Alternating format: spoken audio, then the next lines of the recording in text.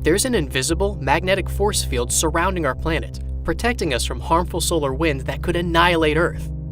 But this protective blanket is also a swirling ring full of deadly radiation. And to leave Earth's atmosphere, astronauts have to pass through it. The Van Allen belts are rings of energetically charged particles that have been captured by Earth's magnetic field.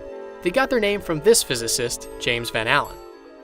Back in the 1950s, Van Allen launched a Raccoon, a rocket lifted by a balloon above the atmosphere, and it detected the first hint of radiation at higher altitudes.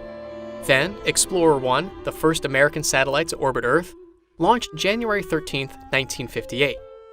Explorer 1 confirmed that Earth's magnetosphere was trapping the subatomic particles.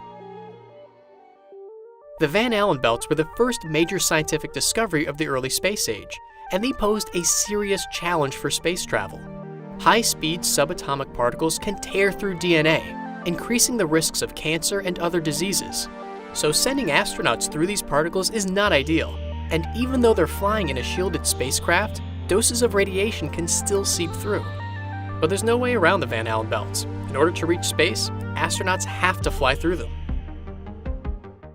First, there's the inner belt, which is comprised of protons. And then the outer belt, which has mostly high-energy electrons.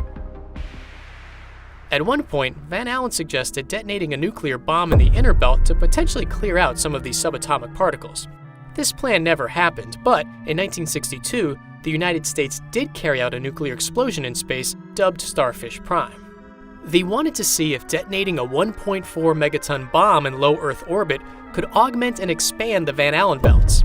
But the explosion actually ended up temporarily adding more radiation around our planet. So with little success on that front, it was up to NASA to build a spacecraft with a strong radiation barrier and figure out a flight trajectory that avoided the thickest, most radioactive parts of the belt while traveling as fast as possible. Scientists determined that if the speed of the Apollo spacecraft was about 25,000 kilometers per hour, it would take about 52.8 minutes to pass through the belts. Based on that information, they found that the radiation dose received during that amount of time would be, at most, 11.4 rads, and that's without the protection of a spacecraft.